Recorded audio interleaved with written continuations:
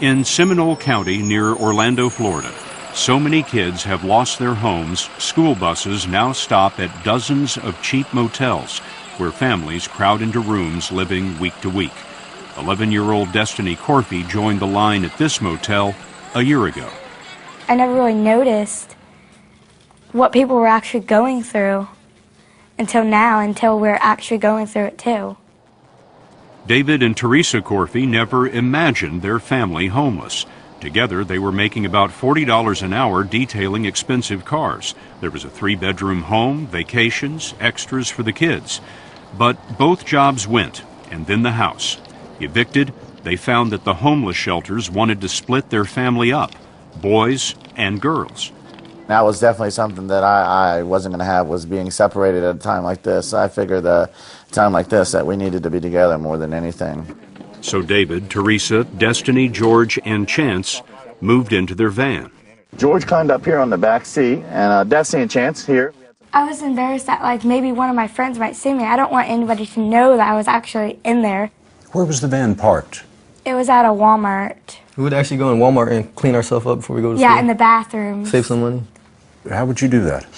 I would like wash my face and like take a tissue, wash my arms and stuff. We would bring the toothpaste and the toothbrush and the brushes, like, so we'll go brush our hair in the mirror and like people would see us. Yeah. It would be kind of weird, but we went through it. Tell me about the motel that you're living in now. Well, it's a lot better than the van. Yeah, it's really small though. 2 rooms for the 5 of them. Their possessions, family photos, you name it, went into storage, and they lost it all, seized and sold when they couldn't pay that bill. Most of my stuff was in there, my scooter, my game system, all my games, my clothes. So I lost most of my stuff, so. I had so many of my toys and things, my Barbie dolls, clothes, and it was just all gone. What's the neighborhood like around the motel? It's scary. What do you mean? Like, you hear on the news all the time about, like, shootings, and it's all right there. Nationwide, 14 million children were in poverty before the Great Recession. Now the U.S. Census tells us it's 16 million, up 2 million in 2 years. That is the fastest fall for the middle class since the government started counting 51 years ago. One of the areas suffering the most is otherwise advertised as the happiest place on earth, the counties around Disney World and Orlando. Just on Highway 192, the road to Disney World, 67 motels house about 500 homeless kids. The government counts them homeless if they have only temporary shelter. In Seminole County schools, 1,000 students have recently lost their homes. How many of you in the last few weeks have gone to bed hungry? At Castleberry School, students whose families are at the poverty level or slightly above qualify for the free lunch program. We talked with some of those kids with their parents' permission. Who can tell me what it's like to feel hungry? It's like hard, you can't sleep, you just like wait, you just go to sleep for like 5 minutes and you wake up again and your like stomach hurts and you're thinking, I can't sleep, I'm gonna try and sleep, but you can't because like your stomach's hurting and it's because it doesn't have any food in it. And it's like a black hole, and sometimes when I don't eat, my stomach, you can hear like it's like growling, you can hear it. Usually we eat macaroni or we drink water or tea. My mom will sometimes like make food and then she won't have enough, so at night we'll just eat cereal or something. Other times my parents will fight about money because they don't have enough money to pay the food. We have to sometimes take food from a church. It's hard because my grandmother's also out of work and we usually get some food from her. It's kind of embarrassing because the next day you go to school asking kids if they want this or if they want that. If they have cereal and they haven't opened it yet, you go ask them if they want their cereal. We found a lot of families are making a choice between food and electricity. How many of you have had the lights turned off at your house? How do you study? when you don't have the lights on at home? We have emergency flashlights, and I usually have to use them. I'll just light candles and sit around in a circle of candles. Candles? Yes, ma'am? I use candles because my mommy brings some. I'll go out to the car and turn on the overhead and read out there and study. Ashley Ray raised her hand to add something that we didn't expect. I kind of feel like it's my fault that we don't have enough money. I feel like it's my fault that they have to pay for me and the clothes that they buy for me. They're believing it's their fault that they're in the situation. Beth Davalos runs the Seminole County programs for homeless kids. Our numbers go up every day, between 5 and 15 new homeless students a day. Every day? Every day. And she told us something else is new. When I first started this program 8 years ago, homelessness lasted maybe 2-3 months. But now with it lasting 3, 6 months, a year, or 2 years, this is when children are developing who they are, and their foundation is broken. How are these kids doing in school? They're struggling. It's much harder. They're more at risk of not doing well. They're focusing on, how can I help mom and dad? We have so many students that want to quit school and go to work. Beth Davalos is working to keep Jacob Braverman on track in school. His family lost this house suddenly in October. When he got off the bus that day, the door was locked. That was the last thing I expected. It wasn't your house anymore. Yeah. His mother, Rosa, lost her job, but the eviction was a shock.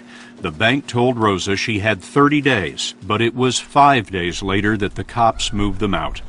There's a lot of chaos in foreclosures all across the country because of the sheer number of them.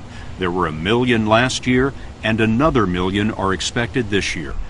In Florida, the counties with the highest foreclosure rates see some of the biggest increases in child poverty. Rosa was suddenly on the street, and like the Corfis, she faced splitting up her family. This is what is important, is family is wherever you are, together. It doesn't matter if it is in your house, if it is in one room, or in your vehicle. As long as you're with your family, you're going to make it through all of this that's been going on. All of it. Do you find yourself trying to cheer your mom up? Sometimes, yeah. And when you do that, what do you tell her? I love you, Mom. That always works. Yeah. Rosa, Jacob, Joey, and the dog are all in one room, right across the street. The neighbors took them in. We've seen a lot of that in our stories on the recession, neighbors, even strangers, opening homes to the homeless. We talked to the Bravermans at the neighbor's house. They've been here 3 months, and that is starting to worry them. I want to give the neighbors their own privacy, too. You know, I don't want to be invasive. So you miss your privacy from across the street. What else? Sometimes, you know, I have to go to the bathroom at night, and here I have to be, like, really, really quiet, because if I wake them up, I don't want to make them upset and get us kicked out. Homeless kids tiptoe in a world of insecurity, hoping to be invisible. People said that I talk too much, and now they say that I don't talk enough, and that I'm really shy, I guess. You think all this has changed you? Yeah, and I haven't realized it, but I think I've gotten very mature in a very short amount of time. Look for the homeless in Seminole County, and you'll find Robert Williams' family of 5 in one motel room. He and his wife lost their tourism jobs several months back. When Angel Abreu lost his construction job, he and his wife had to split their family among relatives. They see their 3 young children on weekends, and on Sunday evenings when we saw them, the goodbyes are always painful. Destiny Corfy's family got out of that van and into a motel when her dad found a little day labor to scrape together a deposit on the room. He applied at car washes and at Disney World and worked as a bricklayer's assistant, but it was nothing steady. And as the hotel bill came due, David was short. He found himself prepared to do nearly anything to keep his family from being split apart by the homeless shelters. So as embarrassing as it was, I sat down with a magic marker, and I've seen these people on the road with these signs before, and I wrote a sign out.